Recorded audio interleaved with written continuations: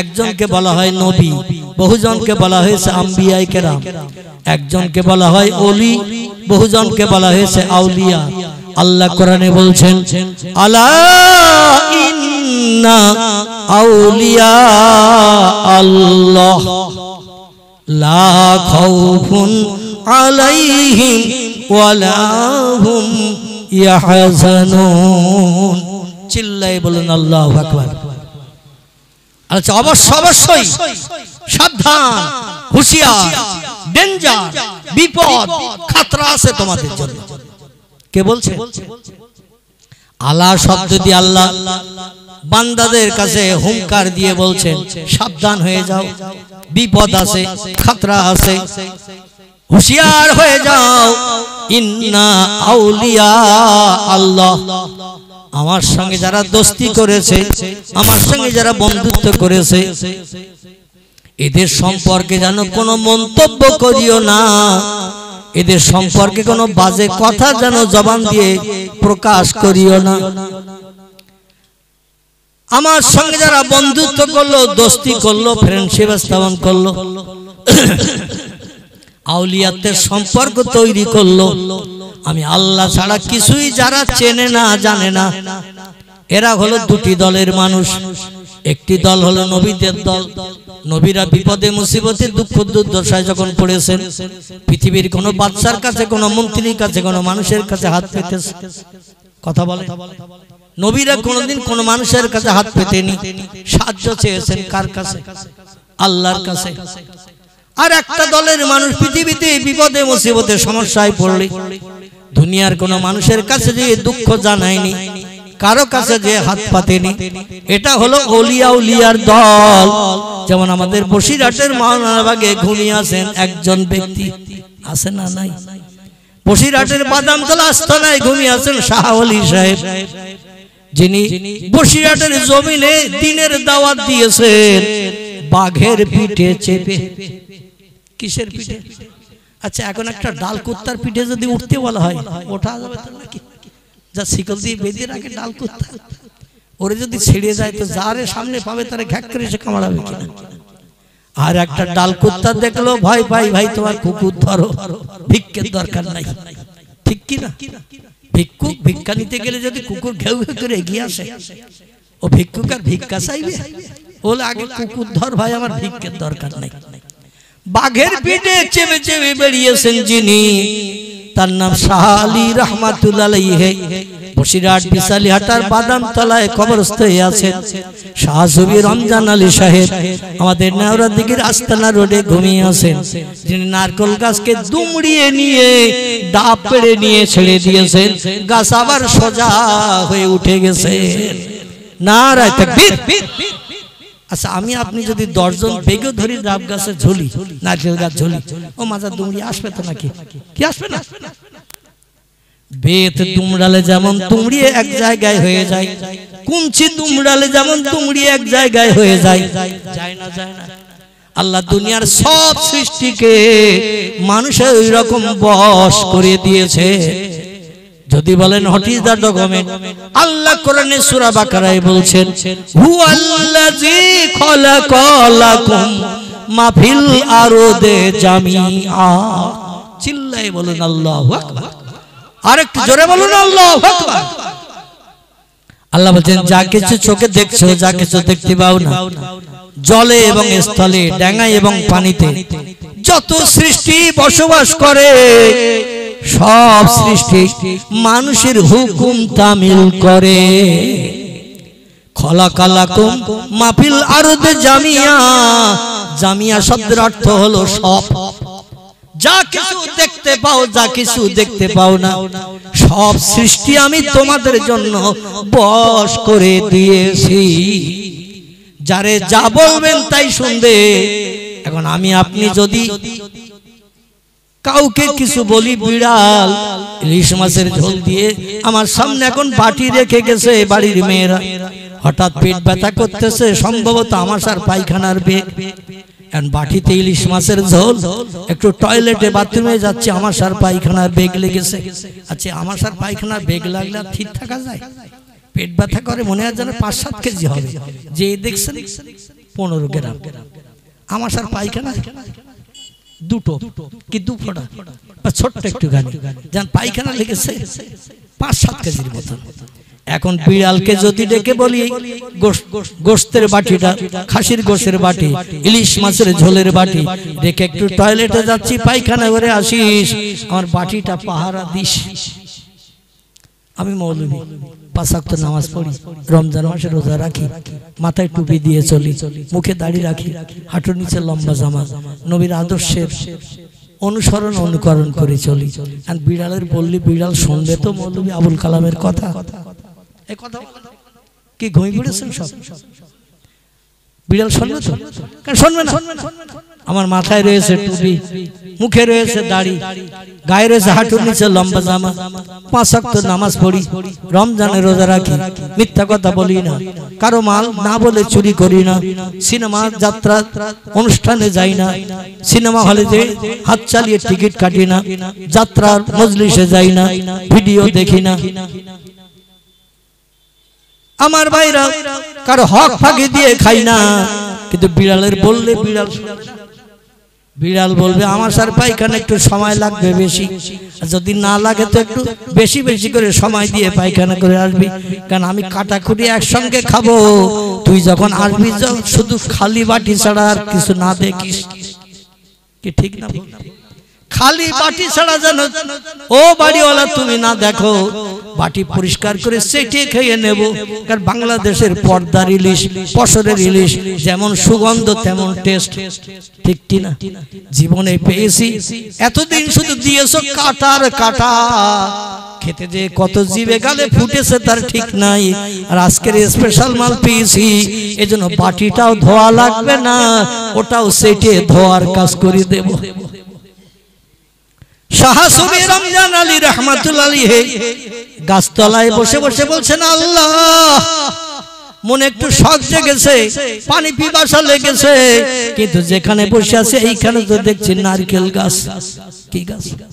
নারকেল গাছের কচি যখন থাকে তখন বলি ডাব, আর ঝুনো হয়ে গেলে গা তুবড়ে গেলে এরে বলি তখন নারকেল, ঠিক কি না? এখন এই নারকেলের ভিতরে পানি থাকে না, থাকে না। আর হুজুর বলছেন, ও আল্লাহ তোমার নামের জপ জিকির করছি গাছতলায় বসে, এখন পানি পিপাসা লেগেছে, পানি পান করতে গেলে তো জিকিরের ব্যাঘাত ঘটবে, মজলিস ত্যাগ করতে হবে। আল্লাহ যে গাছতলায় বসে একটু পাতার ছায়ায় বসে বসে তোমার নামের জপ জিকির করছি, এই ডাব গাছটা একটু বলে দাও, মাজাটা দুমড়িয়ে গাছটা একটু আমার পায়ের কাছে আমার সামনে মাথাটা যেন নইয়ে দেয়, একটা ডাব যদি আমারে দেয়, একটু ডাবের মিষ্টি মধুর পানি পান করে তোমার নামের জিকির একটু যাতে বেশি বেশি করতে পারি। আল্লাহ বলছেন, মান আহাব্বা লিল্লাহ, যে লোকটা আমি আল্লাহ আমার হয়ে যাবে, আমি আল্লাহ তার হয়ে যাই। আল্লাহ ডেকে বলে, ও গাছিয়া ইউহাস সাজার, এ বসিরাত দিঘির পাড়ের নারকেল গাছ, আমার প্রেমিক বান্দা আমার নামের জপ জিকির করে, আমার নামের তাসবিহ পড়ে, আমার নামের গুণকীর্তন করে, আর সেই বান্দার জন্য তো তোদের সব আমি বানিয়েছি বান্দাদের উপকারের জন্য। অতএব আমার বান্দা যখন চাইছে মাজাটা দুমড়িয়ে বেতের মতো কুঞ্চির মতো মাজাটা দুমড়িয়ে নিয়ে যে একটা ডাব আমার বান্দারে দে, তোর মিষ্টি মধুর পানি পান করবে, আবার একটু ফাল করে নিলে ভিতরে রুটিও পাওয়া যায় না, শ্বাস পাওয়া যায় না, একটু বেশি পুরো হয়ে গেলে দেখবেন শ্বাসটা রুটি মার্কা হয়ে যায়। আল্লাহর হুকুম, আল্লাহ বলছেন কোন ফায়াকুন, যেই কোনো বিষয় হুকুম করেন, ইজা আরাদা শাইয়ান, আল্লাহ যখন কোনো কিছু তৈরি করার ইচ্ছা প্রকাশ করেন, আইয়াকুলা লাহু, জবান দিয়ে শুধু একটু বলেন কোন, ফায়াকুন, সঙ্গে সঙ্গে সেটা হয়ে যায়। যেই বলেছেন ডাব গাছ আল্লাহর হুকুম তামিল করে তার তলায় বসে থাকা বান্দার সামনে মাজা দুমড়িয়ে বেতের মতো কুঞ্চির মতো মাথাটা নুয়ে দিয়েছেন 4-5 কাঁদি ডাব সমেত। জোরে বলুন সুবহানাল্লাহ। হুজুর ডেকে বলে ডাব গাছ রে, আমি আল্লাহর কাছে দাবি করেছিলাম একটা ডাবের পানি পান করে তৃষ্ণা নিবারণ করব, এবং ভিতরে শ্বাস থাকলে রুটি হিসাবে আমি একটু খেয়ে আমার উদরের ক্ষুধা নিবারণ করব। আল্লাহর হুকুম তামিল করে এসে গেছি আমার পায়ের কাছে, কিন্তু দেখছি তোর মাথায় 5-7 কাঁদি ডাব। এখন আমি তো একটা ডাব খাবো বলেছি। এ ডাব গাছ, কোনটা নিলে তুই খুশি হবি, কোনটা নিলে তুই অখুশি হবি, আমার তো ওটা জানা নাই। এ নারকেল গাছ, এ ডাব গাছ রে, একটু জবান খুলে বল কোন ডাবটা আমার পিপাসা নিবারণের জন্য দিবি। আচ্ছা, আমি আপনি যদি হতাম আর নারকেল গাছ যদি দুমড়িয়ে আসতো আমার পায়ের কাছে, 5 কাঁদির দরকার নেই, যদি 3 কাঁদি থাকতো 20-30টা করে এক এক কাঁদিতে, হাজারি নারকেল। একটু বেশি বেশি হয় না, হাজারি নারকেল বলে, বেশি বেশি হয়। আচ্ছা, 3 কাঁদি সময় যদি দুমড়িয়ে আসতো, ডাব গাছের থেকে আমরা ডাব পাড়তাম, শুধু একটু বলতাম 10টা মিনিট দেরি কর, বাড়ির থেকে একটু ঘুরিয়ে আসি, এ বলতাম। ডাব গাছ দিয়ে বলে হুজুর আপনি চেয়েছেন, আল্লাহ আমারে হুকুম করেছেন, আমি মাথা নুইয়ে দিলাম, আপনি ডাব নিয়ে পান করবেন, খাবেন, তো আর বাড়ি যাবেন কেন হুজুর? বাড়ি যেয়ে তো পানি পান করতে হবে না। হুজুর বলছে আসলে গাছ তুই বুঝিস না, বাড়ি যাচ্ছি দা আনতে। কি আনতে? দা আনতে যাচ্ছি। কারণ তুই সোজা হয়ে গেলে আবার তোর গাছে উঠতে গেলে তো বুক ছিলে, হাত ছিলে যাবে, কষ্ট হবে। এই জন্য বাড়ি থেকে দাটা নিয়ে আসবো, আর 2-1টা করে কোপ দেবো, কাঁদি কটা সব নামিয়ে নেব, তোর ভার থেকে আমি নিষ্কৃতির ব্যবস্থা করে সোজা উঠে চলে যাবে। এ করতাম না, করতাম না। আমরা ভবিষ্যতের চিন্তা ভাবনা করতাম, কিন্তু আল্লাহ প্রেমিকরা, নবীরা এবং ওলিয়া উলিয়ারা ভবিষ্যতের চিন্তা করতেন না। কারণ আল্লাহ যার জন্য যেদিন যে সময় রিজিক রেখেছেন তার থেকে কোনোদিন সে বঞ্চিত হবে না, বঞ্চিত হবে না। এই জন্য আল্লাহওয়ালারা অল্পে তুষ্ট, আর আমরা যত বেশি পাওয়া যায় ভবিষ্যতে আর বাজারে যেতে না হয়, আমরা অন্তত দা আনতে যেতাম। হুজুর বললেন কোনটা নিলে খুশি হবি বল। ডাবের গাছের থেকে আওয়াজ আসলো, এই গাছ কথা বলে না, বলে না। আল্লাহর পয়গম্বর মক্কা শরীফে যখন প্রথম কলেমার দাওয়াত দিলেন, লা ইলাহা ইল্লাল্লাহু মুহাম্মাদুর রাসূলুল্লাহ, মক্কাবাসীরা বলল তুমি জীবনে বাপ চোখে দেখো নাই, 6 বছর বয়সে তায়েব থেকে ফিরে এসে মায়ের কোলে অল্প কিছুদিন ওঠার পর মাকেও হারিয়ে ফেলেছ। ও মুহাম্মদ, যার বাপ নাই, যার মা নাই, সে তো হলো এই পৃথিবীতে একজন নিঃস্ব ব্যক্তি, রাখাল গোলাম চাকরের মতো অবস্থা। তোমার বাবা জায়গা জমি ঘর বাড়ি কিছুই রেখে যেতে পারে নাই, তুমি তো ফকিরের ছেলে, ফকির, এতিমের ছেলে এতিম। আর এমনি তুমি এতিম, বাপও নাই মাও নাই। আমাদের দেশে যাদের বাপ মা নাই এদের কি বলা হয়? এতিম। এতিম ফাম্মা সাইলা ফালা তানহার, আল্লাহ বলেন সাইল এতিম ভিক্ষুক তোমার দরজায় যদি যায় খবরদার ফিরিয়ে দিও না, কারণ এতিম ভিক্ষুকদের দোয়া আমি আল্লাহ আমার কাছে যখনই করে ওদের দোয়া আমি বিদ্যুতের মতো কবুল করে থাকি। পয়গম্বরকে বলল আল্লাহ নবী তৈরি করার আর মক্কায় লোক পাইনি। আবু সুফিয়ান আছে, আবু জেহেল আছে, আবু লাহাব আছে, উমাইয়া বিন খালফ আছে, সুফিয়ান ইবনে খালিদ হারবি আছে, উতবা আছে, উতাইবি আছে, শাইবি আছে, ইকরামা আছে, বড় বড় লিডার আছে। আল্লাহ কাউরে পায়নি, তোমার মতো এতিমেরা তাই নবী করেছে। আচ্ছা মেনে নেব তোমার নবী বলে অমুক জায়গায় বহু দূর মক্কা থেকে একটা পাহাড় দাঁড়িয়ে আছে, পাহাড়ের আশেপাশে কোনো গাছপালা কিছু নাই, পাহাড়ের দক্ষিণ সাইডে একটা মোটা গাছ দাঁড়িয়ে আছে।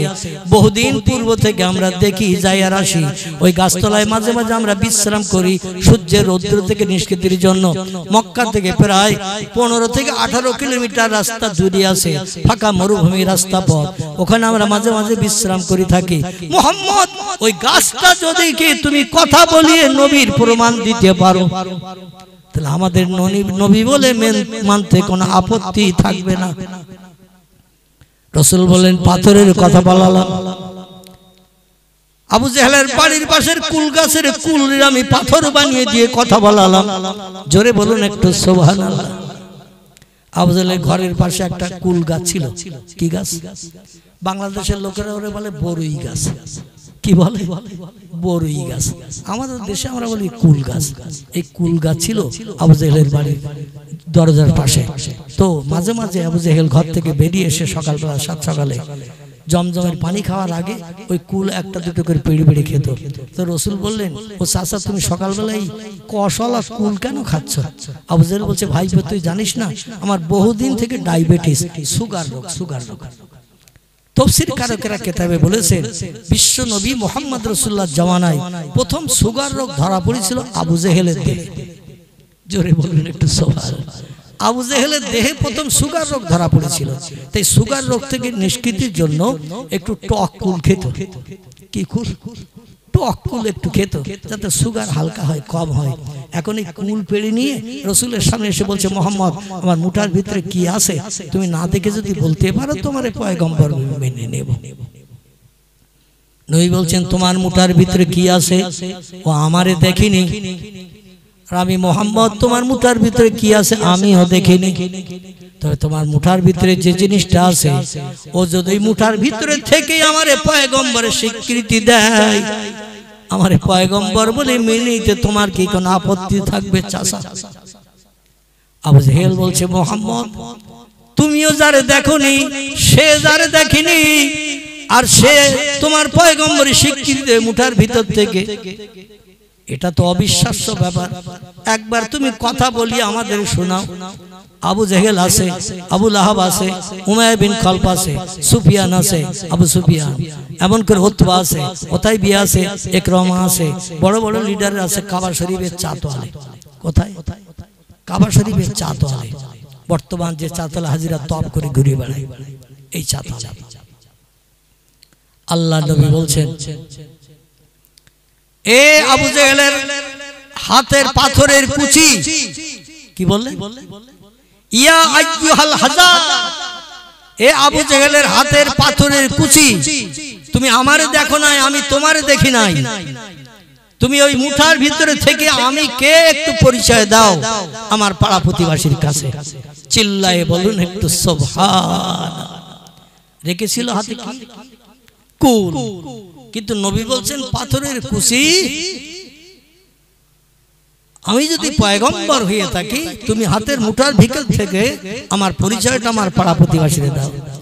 আবু জেহেল বলছে, মুহাম্মদ এতদিন ছিল হাফ পাগল, আজকের হয়ে গেছে ফুল পাগল, ফুল ম্যাড। কেন বলেছেন? হ্যাঁ, হাতে রেখেছি কুল, আর মুহাম্মদ বলছে পাথর। পাথর তো আমি হাতের ভিতরে রাখি নাই।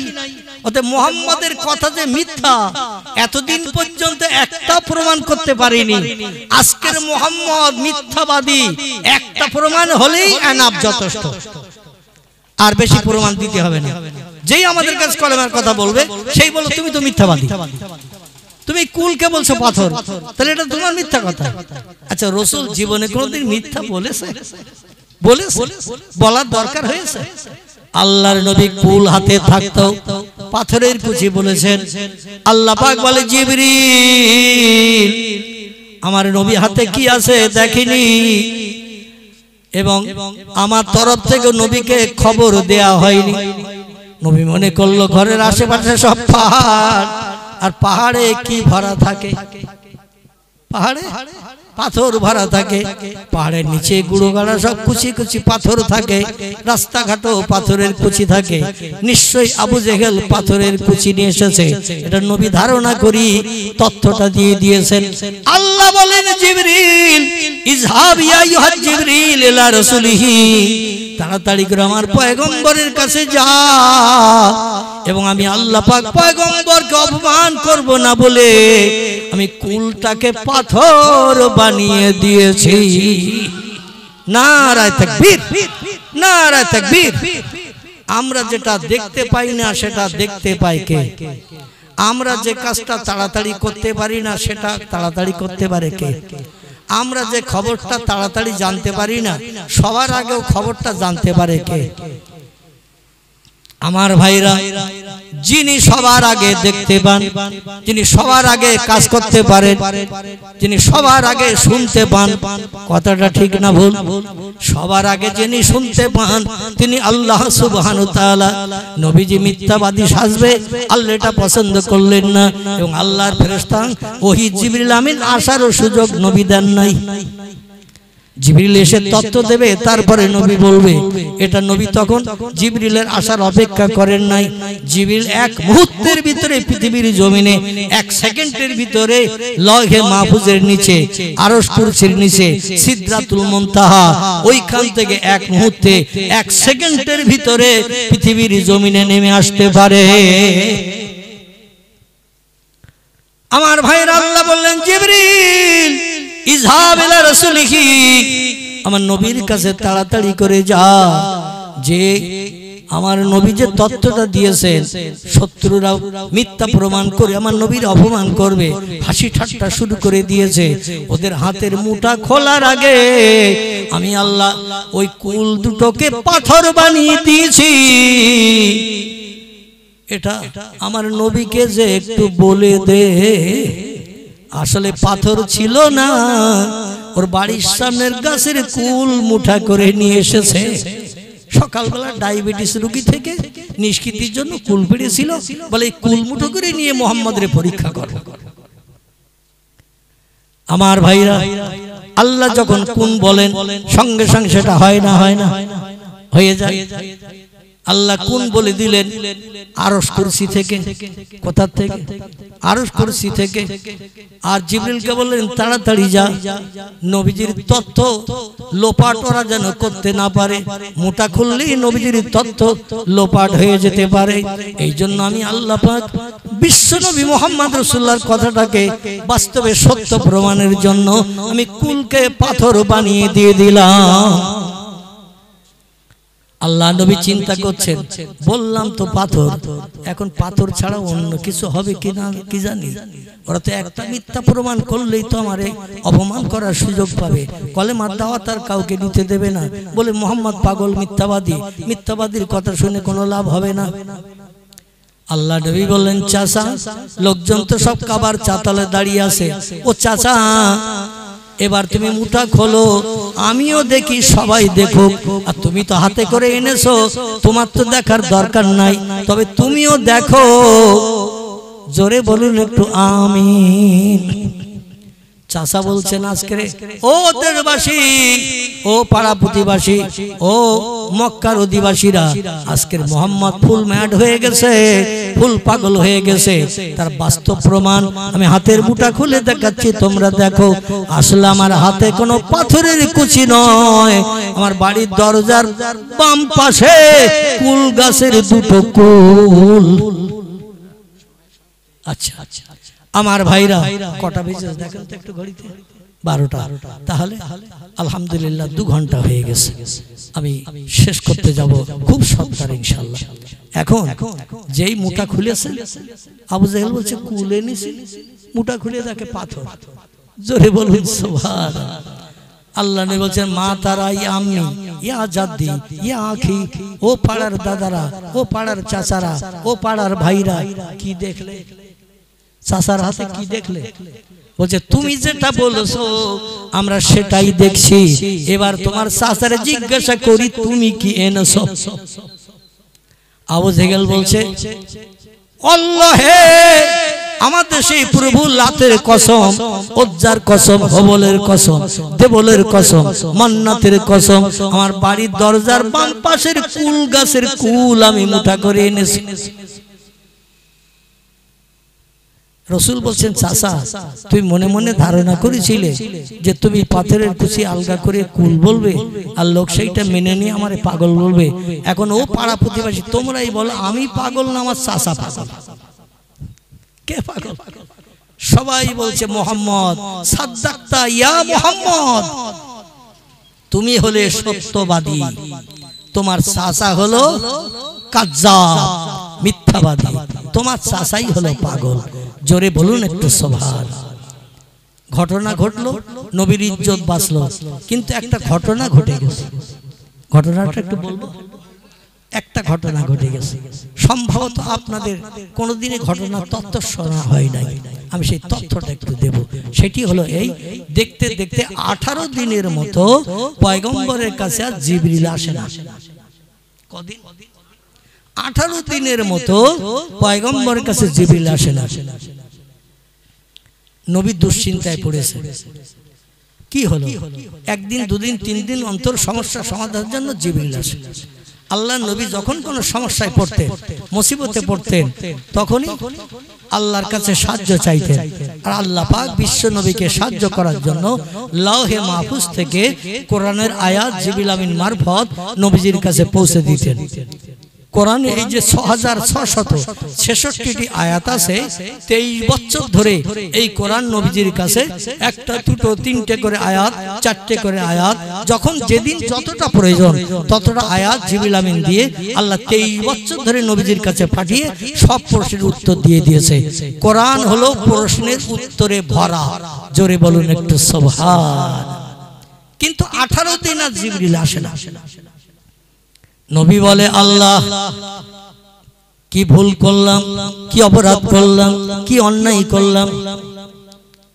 তোমার ফেরেশতা জিবরিল কোনদিন 2 বার 3 বার আসে, আবার কোন সময় একদিন 2 দিন বাদ আসে, কোনদিন 3 দিন 4 দিন বাদ আসে। আর মক্কাবাসীরা মুহুর মুহুর আমার কাছে বিভিন্ন প্রশ্ন নিয়ে আসে, ও আল্লাহ জিবরিল কেন আসে না? আল্লাহর নবী আল্লাহকে বশ করার জন্য, আল্লাহকে রাজি করার জন্য জিবরিল কেন আসে না? এই জন্য নবীজি একটা কাজ করেছেন। কটা? একটা কাজ নবী করেছেন আল্লাহকে বশ করার জন্য। আমরা কি পারবো সেই কাজটা করতে? তাই আল্লাহ আমাদের বশ হয়ে যাবে। জোরে বলুন একটু আমিন। আল্লাহ কোরআনে বলছেন বিসমিল্লাহির রহমানির রহিম, ফালিয়াদহাকু কালিলাও ওয়ালিয়াবকু কাসীরা। চিল্লায়ে বলুন একটু আল্লাহু আকবার। আরো জোরে বলুন আল্লাহু আকবার। আল্লাহ বলছেন ও দুনিয়ার মানুষ, আমাকে যদি রাজি করতে চাও, আমাকে যদি বশ করতে চাও, আমার কাছ থেকে জীবনের সব সমস্যার সমাধান ও আদম বংশধর যদি পেতে চাও, দুটো কাজ একটু কম বেশি করে করে নাও। একটা কাজ একটু কম কম করো, একটা কাজ একটু বেশি বেশি করে করো। কোনটা বলবো? আল্লাহ বলছেন একটা কাজ একটু কম কম করো, একটা কাজ একটু বেশি বেশি করো। কোন কাজটার কথা বলবো? হ্যাঁ, আমার চালাক ভাই উনি বলছেন দুটো বলেন, মানে একটা বললি তো সমস্যার সমাধান হবে না, ঠিক কি না? আল্লাহ পাক যার মগজে যেমন জ্ঞান দিয়েছেন, জ্ঞানের মাধ্যম দিয়ে তেমন প্রশ্নের প্রতি উত্তর দেন। জোরে বলুন সুবহানাল্লাহ। আল্লাহ বলেন একটা কাজ একটু কম কম করো, একটা কাজ একটু বেশি বেশি করো। ফালিয়াদহাকু কালিলা, হাসি তামাশা যখন করবে, এক জায়গায় বসে যখন খোশ গল্প গুজব করবে, দাঁত বার করে ঠোঁটের মাঝখান দিয়ে 2টো 5টা 7টা দাঁত যখন বার করবে, এই হাসা হাসিটা একটু কম কম করিও। বেশি বেশি হাসলে স্মরণ শক্তি কম হয়ে যায়, বুদ্ধিমত্তা লোপ পেয়ে যায়। বেশি বেশি হাসলে আয়ুষ্কাল কম হয়ে যায়। কারণ আমি হাসির জন্য পৃথিবীতে পাঠাই নাই, তোমাদের দুনিয়ায় পাঠিয়েছি। ওয়ালিয়াবকু কাসীরা, দুনিয়ায় তোমরা একটু বেশি বেশি করে কাঁদো, আমি আল্লাহ আমার একটু বেশি বেশি করে কেঁদে কেঁদে ডাকো। আমি এটাই বান্দাদের কাছ থেকে বেশি পছন্দ করি। তাহলে হাসতে হবে কম, কাঁদতে হবে বেশি। নবী হেসেছেন না হাসেন? আল্লাহ নবী হেসেছেন, তবে কম হেসেছেন। নবী হেসেছেন মুস্কি হাসি, আর আমরা হাসি অট্ট হাসি। 3টে বাড়ির পরের বাড়ির লোকেরা হাসির আওয়াজ শুনতে পায়। ঠিক না ভুল? তবে ছেলেরা খুব বেশি জোরে না হাসলো, মেয়েরা কিন্তু আর বাদন টাদন রাখে না। তবে এখানকার দণ্ডিরহাটের মেয়েরা সব ভালো, এদের নামে বদনাম দেব না। এক বাড়ির আওয়াজ আর এক বাড়ি যায় না, যায় না, যায় না। এখানকার মেয়েরা সব ভালো ইনশাআল্লাহ। কারণ আমার আবার তো পথ বেরিয়ে যেতে হবে, ঠিক কি? আমার তো পথ পেরিয়ে যেতে হবে, রাস্তার স্লোগান দিয়ে দাঁড়িয়ে যাবে। আমার ভাইরা, হাসি কম কাঁদো বেশি। পয়গম্বর মুহাম্মদ রাসূলুল্লাহ তিনি কাঁদলেন একটু বেশি বেশি 18 দিন ধরে। কদিন? এই জন্য কেতাবে লেখকেরা লিখেছেন, কাঁদলে রুহু সাফ হয়, কাঁদলে গুনাহ মাফ হয়, কাঁদলে আল্লাহ বান্দা বান্দির উপরে খুব তাড়াতাড়ি রাজি হয়ে যায়। নারায়ে তাকবীর। কাঁদলে রুহু সাফ হয়, অন্তরাত্মা পরিষ্কার হয়, কাঁদলে গুনাহ মাফ হয়। বড় বড় ঝুনো পাপীকে চোখের পানির ইজ্জতের খাতিরে বেগুনা মাসুম বানিয়ে নবীজির পাশে কবরস্থ হওয়ার সুযোগ করে দিয়েছে। লোকটা কে বলুন? নবীজির পাশে কবরস্থ হওয়ার সুযোগ করে দিয়েছে। ইনি হলেন খলিফাতুল মুসলিমিন হযরতে ওমর। ওমর পাপী ছিল না সৎ মানুষ ছিল? রাস্তায় বার হলে 20 থেকে 25টা মদের বোতল দুই কাঁধে থলেতে করে ঝুলিয়ে নিয়ে বাইরে বেরিয়ে যেত। কোন যুবতী সুন্দরী নারী রাস্তা দেখলে তার ইজ্জত লুণ্ঠন করত। কোন মানুষ মাল মাথায় করে নিয়ে গেলে পাহাড়ের কিনারায় গুহার ভিতরে থাকতো, আর সামনে যেই চলে যেত গুহা থেকে বেরিয়ে পিছন দিক থেকে তরবারে আঘাত, আচমকা গর্দানে করে দিয়ে ধর থেকে শির আলাদা করে মালগুলো ভাগ করে নিয়ে 3 বন্ধু বাড়ি আসতো। জোরে বলুন একটু নাউজুবিল্লাহ। এই ওমর 34 বছর বয়সে কলেমা পড়ে মুসলমান হওয়ার পর 34 বছর পর্যন্ত ইসলাম শরীয়তের এমন কোন খারাপ কাজ নাই ওমরের জীবনে হয় নাই। নারীর ইজ্জত লুণ্ঠন, মানুষের মাল আত্মসাৎ, এইভাবে মানুষের প্রাণ নাশ, ছোট্ট ছোট্ট বাচ্চাদের শিশুকালে মায়ের কোল থেকে 3 থেকে মতান্তরে 7 দিনের ভিতরে বাচ্চাদের মায়ের কোল থেকে কেড়ে নিয়ে এসে মক্কার কাবা শরীফের উত্তর পশ্চিম সাইডে এখন একটা বড় কবরস্থান আছে, আহলে জাহেলিয়াত যুগের কবরস্থান। এইখানে কত হাজার হাজার বাচ্চা শিশু মাসুমা মেয়েদের কবরস্থ করা হয়েছিল। ওই যুগে তার কোনো ইয়াত্তা নাই। আর এর নেতৃত্বে ছিলেন আবু জেহেল আর ওমর। এরা দুইজন ছিল লিডার। এত বড় বড় পাপ করেছে, 7টা ওহদ পাহাড় যদি একদিকে চাপানো হয় আর ওমরের পাপ যদি আরেক দিকে চাপানো হয়, ওমর বলছে আমার পাপের দিকে মণিকাটা ঝুঁকে যাবে। সেই ওমর এমন কান্না কেঁদেছে কলেমা পড়ার পর। আল্লাহ দুনিয়ায় বেঁচে থাকতেই তার জন্য জান্নাতের সার্টিফিকেট দিয়ে দিয়েছে। শুধু তাই নয়, নবী বললেন আমার মরণের পরে আমার বিবি আয়েশা স্বপ্ন জেগে যেটা স্বপ্নে দেখেছে, আকাশের চাঁদের পাশে 2টো তারকা উজ্জ্বল জলজল করে জ্বলছে এবং ওই তারকা এবং চন্দ্র নেমে এসে হযরত মায়েশার বুকের উপরে এসে স্থান নিয়েছে। মায়েশাতুল হুমায়রা রাদিয়াল্লাহু বলছেন, রাসূলুল্লাহ রাতের বেলা এরকম একটা স্বপ্ন দেখলাম, চাঁদও নেমে এসে আমার বুকে এসেছে, আবার চাঁদের সঙ্গে দুই পাশে 2টো উজ্জ্বল তারকা নেমে এসে আমার বুকের উপরে এসে মলিন হয়ে গেছে। রাসূল বললেন, সাদ্দাকতে ইয়া জাওজাতি, এ প্রাণের বিবি আয়েশা, তোমার স্বপ্নটা হলো সত্য, এ স্বপ্ন বাস্তবে রূপায়িত হবে। মায়েশা বললেন, ইয়া রাসূলুল্লাহ স্বপ্নটা কি হবে? নবী বললেন, আমি হলাম আকাশের চাঁদ, আমার সাহাবীরা হলো তারকার সদৃশ্য। জোরে বলুন একটু সুবহানাল্লাহ। এজন্য আমি চাঁদ, আমি নেমে এসে তোমার ঘরে কবরস্থ হব, আমার কবর হবে তোমার ঘরে, আর আমার কবরের পাশে 2টো তারকা এসেও তোমার বুকে এসে মলিন হয়ে গেছে। একজন হলেন তোমার বাবা আবু বকর, আরেকজন হলেন খত্তবের বেটা ওমর। জোরে বলুন সুবহান। তাহলে কাঁদলে লাভ হয় না? হয় না?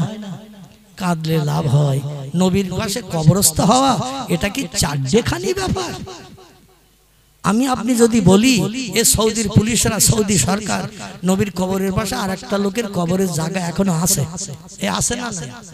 এ হাজী সাহেব যারা হজ করতে গেছেন, নবীজির কবরের পাশে একটা জায়গা আছে না? নাই, একটা জায়গা আছে। হ্যাঁ, এখানে কবরস্থ কে হবে বলুন তো? ঈসা রুহুল্লাহ। এখন ঈসা রুহুল্লাহর কবর না হয়ে আমার আপনার কবরটা যদি দিতে বলি, দেবে তো কেউ? কেউ দিয়ে দেবে না। 18 দিন রসুল কাঁদলেন, আল্লাহ জিবরিলকে পাঠিয়ে দিলেন, জিবরিল যাও আমার নবী ইনশাআল্লাহ না বলে সরাসরি নিজেই বলেছিল মুতার ভিতরে পাথরের কুচি, নবী অপমান হবে, এই জন্য আমি পাথরের কুচি কুলকে বানিয়ে দিয়ে দিয়েছিলাম। আমার নবীকে বলো যখন কোনো সমস্যা বিপদে মসজিদে পড়বে, মা ইয়ানতিকু আনিল হাওয়া ইন হুয়া ইল্লা ওয়াহয়ুহা, চিল্লায় বলুন একটু সুবহানাল্লাহ। নবী যখন কোনো কথা বলবে নিজের মগজ ধলাই করে যেন কোনো কথা না বলে, যত সময় না পর্যন্ত আমার ওহী জিবরিল এসে তথ্য না দেয়। নবী একটা ভুল করেছিলেন, একটু ছোট্ট ভুল, ইনশাআল্লাহ না বলি নিজেই বলেছিলেন মুটার ভিতরে পাথরের কুচি, আমি আল্লাহ অপমান হবে বলে আমি কুলকে পাথরের কুচি বানিয়ে দিয়েছি। তবে নবী যেন আগামীতে আর ভুল না করে, আমি আমার হাবিবকে সৃষ্টির সেরা করে বানিয়েছি। ওয়াইন্নাকা লাআলা খুলুকিন আযীম, সমস্ত সৃষ্টির ভিতরে আমি তাকে সেরা করে বানিয়েছি। এজন্য সেরার মর্যাদা হিসাবে আমি আল্লাহ তার ছোট্ট ভুলকে ক্ষমা করে দিয়েছি। জোরে বলুন একটু সুবহানাল্লাহ। সকলে একটু দাঁড়িয়ে যান প্রাণ ভরে।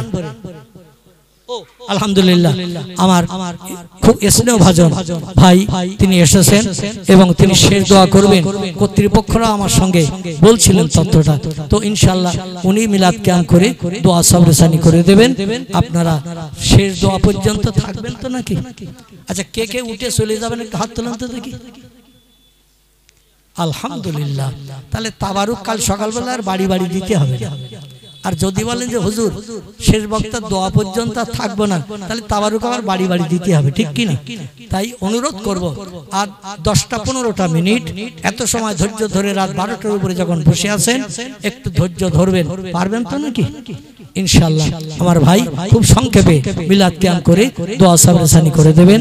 ওমা আলাইহিল বালাগ, কথার ভিতরে বলার বিরুদ্ধে যদি কোনো ত্রুটি বিচ্যুতি ভুল হয়ে থাকে, সন্তান হিসাবে, ভাই হিসাবে, ঈমানদার মুসলমান হিসাবে অধমকে একটু ক্ষমা করে দিয়ে দেবেন। দেবেন তো নাকি? বা তথ্যটা আমাকে ধরিয়ে দেবেন, হুজুর আপনার এই জায়গায় তথ্যটার এই ভুল হয়ে গেছে। ওই লোকটা সবচেয়ে আপন যে তার ভুল সঙ্গে সঙ্গে ধরিয়ে দিয়ে বলে দিয়ে দেয়। মানুষ মাত্রই ভুল হয়, কথা বলতে গেলে ভুল হয়, কাজ করতে গেলে ভুল হয়, ঠিক কিনা? যে বলবে আমার ভুল হয় না, ওই ইবলিস শয়তানের খালাতো ভাই, ঠিক কিনা? এই জন্য ওমা আলাইহিল বালাগ, মহব্বতে প্রাণ ভরে একটু দরুদ শরীফ। আল্লাহুম্মা